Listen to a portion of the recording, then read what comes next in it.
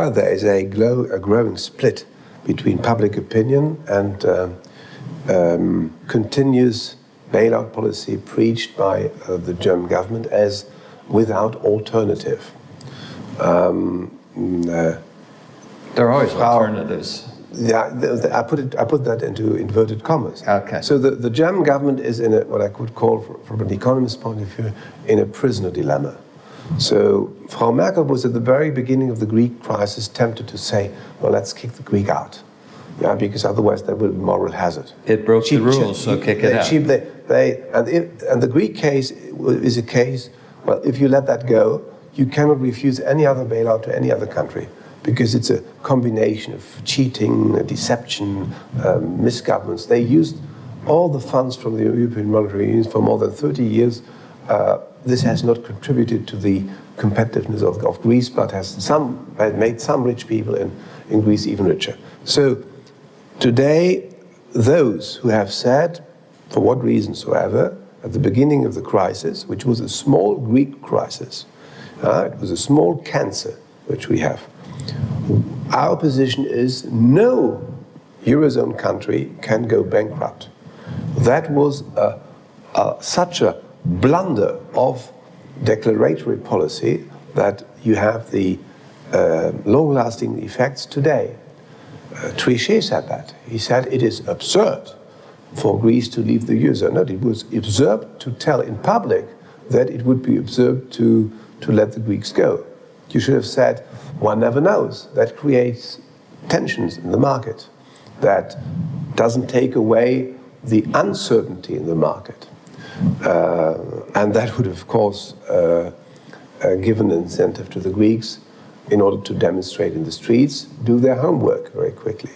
But the German policy, Frau Merkel, and particularly the Minister of Finance, Mr. Schäuble, who doesn't understand a lot about markets, said, we defend Greek whatsoever. And they thought honestly that the story would be over in 1 or 2 years.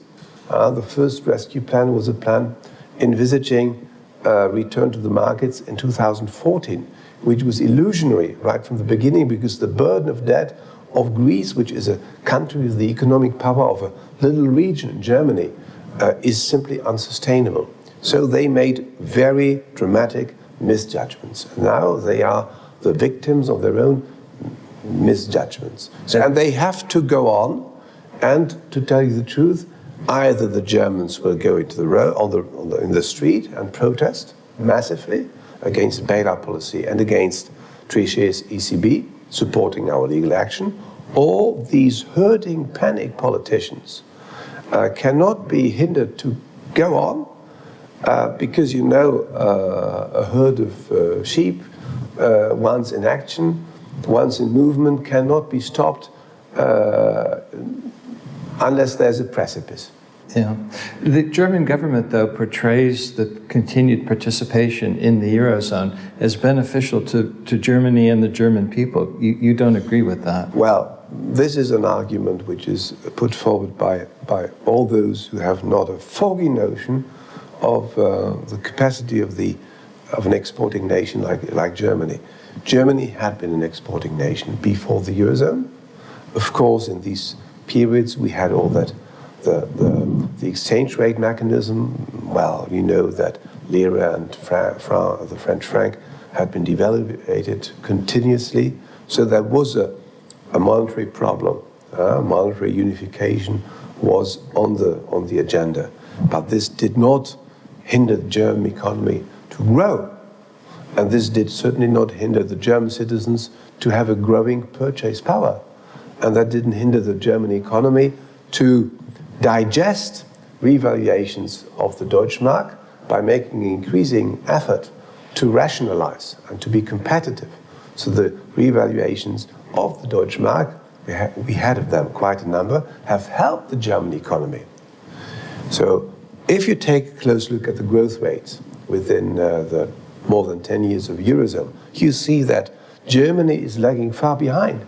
Germany had at the very beginning very difficult years. Germany did its homework, increased competitiveness, and today gets the benefits of that. This is not due to the automatic effect of the Eurozone. This is gossip. This is unscientific gossip repeated by some journalists and some politicians, mainly in France.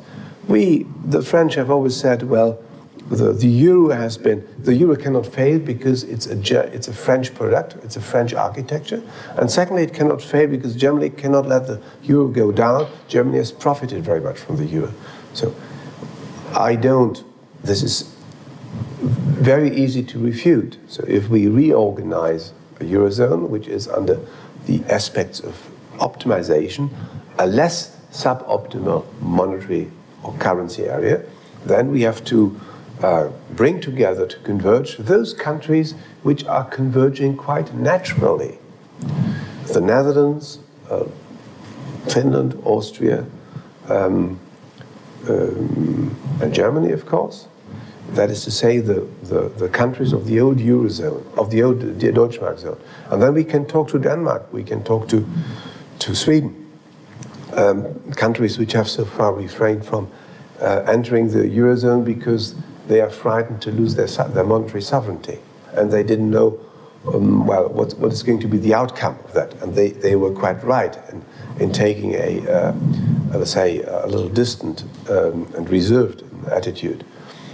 So I am in favor of orderly reshaping of the Eurozone and orderly liquidation of what is currently the Eurozone. And if then France thinks that the euro as a French invention should remain, well, let them hit the Eurozone with all these Mediterranean countries which are extremely greedy for further subsidies. That will not be easily possible. We can, within a reorganized Eurozone, afford to pay for one Mediterranean country, but not for more. The Mediterranean Club with an extreme Greece and with countries as condemned to incompetitiveness like Portugal, this is not a sustainable situation. I want to ask you a question about that, but before I do, I just want to go back to a point that you made, that I'm very glad you made it, because there's this thinking these days that in order to be competitive in the export industry, you have to continue devaluing your currency. And if anyone looks at the history of Germany from under the Deutschmark, you can see that instead of devaluing the currency was constantly revalued. The export industry adjusted, to those circumstances, but becoming more efficient, adapting new technology, etc. And that actually Germany prospered from a strong currency. That the strong currency, in a way, even helped the exports in that sense by forcing the export industry to become more efficient. So it's a complete fallacy to think that you can improve your export industry by devaluing your currency. You can buy some time by devaluating your currency. You can. It's a short-term gain versus a long-term benefit. You can catch up more easily if you are a producer of consumer products, because consumer products are sold by the parameter of price. But Germany has never been very strongly exporting simple consumer products or commodities. If the German machine tool industry is so successful, it's because of the quality of its products. Yeah, understood. And the exquisite reliability of the service.